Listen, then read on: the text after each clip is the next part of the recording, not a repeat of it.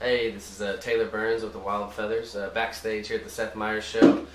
And just want to talk a little bit how we became a three-guitar band. I guess it first started, we're all singer-songwriters in our own right, and we all play guitar in our old band. So we were actually started off as a four-guitar band, and since we couldn't afford to pay a bass player, we had Joel, Joel nobly and very honorably switched to bass.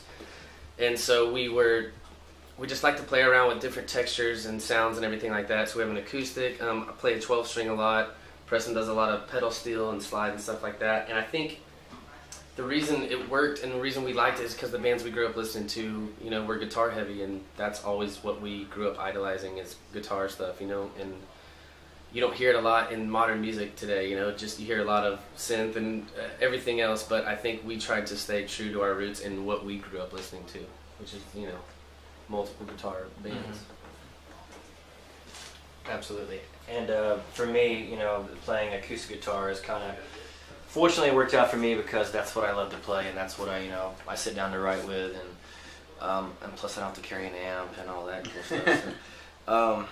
But yeah, I played, you know, 6-string acoustic obviously, and you know, we're incorporating a lot more 12-string acoustic with the 12-string electric, and you know, like Taylor said, it's more of a textural thing, and it's fun for us. You know, our guitar collection is getting pretty heavy and pretty big, which is cool because, you know, we've always loved guitar, and just the piece of work that it is, and you know, the different sounds and the different kind of guitars you can get. So we have a lot of fun with it, and it's a lot of fun making records because we get to, you know, fool around and, you know, use all the different things we do, and rock and roll is meant to be played loud, I think, at the end of the day, so we're plenty loud with 3 guitars. Absolutely. Yeah. We're a big fan of also, like, just different tunings, open G or drop D or anything, but also with using that in a capo, be surprised about how, like, you can just, you know, you can have a 3-chord song and then you just capo it on, like, the 2nd fret, and it just totally changes the sound of it,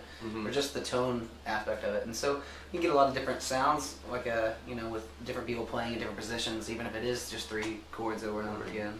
Something like that. But it's definitely more of a texture thing is what I think we initially kind of set out to do. It's like, I can be doing this, you can be doing that, and you can be doing that, and it sounds like this one nice full pad of, you know, a lot of strings.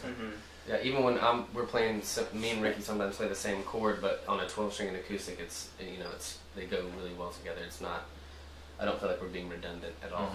Right, and even with slide too, I think that adds a totally different element to it, because with an electric and an acoustic going, if you can throw some slide on top of that, that gives it just a totally different feel. So I think there's just plenty of options with open tunings, pedal steel, slide, all that kind of stuff. It's not everybody just beating the same chord down. Right. Hey, this is Taylor Burns with the Wild Feathers, and here today to talk about my 1965 Epiphone Revere 12-string. I got this thing from a friend actually out in LA. We were working with a producer friend of ours, Rob Schnapf, and I've always wanted a 12-string because of the Byrds and all the, you know, Tom Petty and everyone like that. But he had one in the studio kind of like this. I think it was a 67, and I was like, I fell in love with it. I said, if you ever hear of one coming available, you know, let me know. And not even 2 days later, he's like, my friend in DC has one. You know, here's his number. Y'all talk, and I did. And so like a week later, this guitar showed up in the mail, and it's really cool. It's this gold color, but it kind of, if you can see, the original tuners were replaced, which is kind of a bummer. But it used to be this red color, and over time, you know, it fades to this gold when it gets, you know, exposure to like UV light and smoke and everything like that. So it's kind of unique in that way, and it just sounds amazing. And I also play a 335 in the show, so I just love that they're both, you know, the semi-hollow body. And I think the sound on here is just, you know, something that you don't hear often today in you know, current modern music. So it's just especially with having 3 guitars, I think it's a really good textural element that adds to the sound of the band. And this is my my baby, my oldest guitar in the collection, and she's held up about 300 shows so far, so so we're gonna hopefully have a few more awesome years together. Hello, my name is Ricky from the Wild Feathers, and this is my relatively new Gibson Southern Jumbo.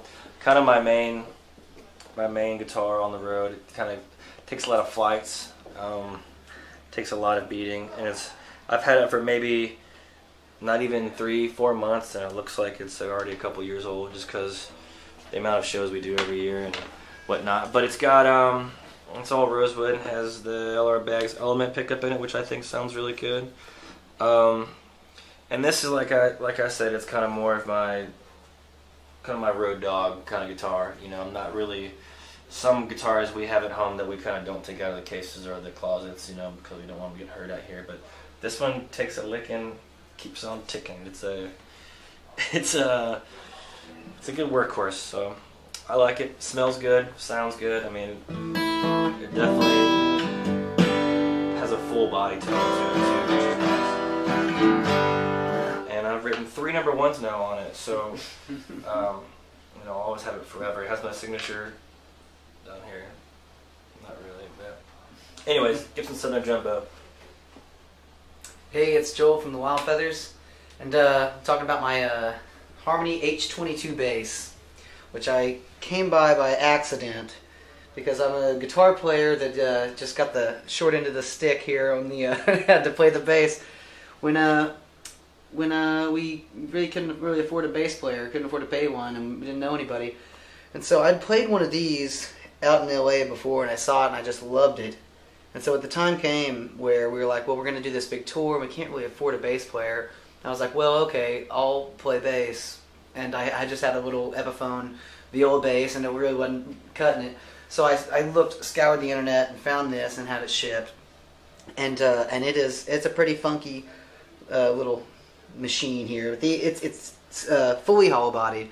So when I first got it, it was just get feedback like crazy. I was a little worried. So I've got foam. I got foam from one of my road cases I ripped out, and then it kept popping out during shows. So I had to gaff tape that foam in there so it wouldn't get feedback. And these old, like, what do they call them, like foil pickups. These things are pretty much just a guitar pickup. And it's just I love just the tone of, like, it gets a lot more character than a lot of basses. I'm not like naturally a bass player, so I really come by like the 3/4 scale a little bit easier, and just the way it feels. And I come from like playing Rickenbackers and 335s and stuff like that, so I like the shape and the feel of this bass. And you know, it's gotten beat up. You know, when I bought it, it didn't come with a case. And so I would just carry it on my back like it was 1958 or something. But I bashed in the whole thing. I had to put a big washer in here because this is all broken wood. and it used to have this big pick guard on it that was taken off before I bought it. There's usually got a big that's known as a batwing pick guard on it. But it's totally got a character and a life of its own, which I really, just the style player I am and everything like that.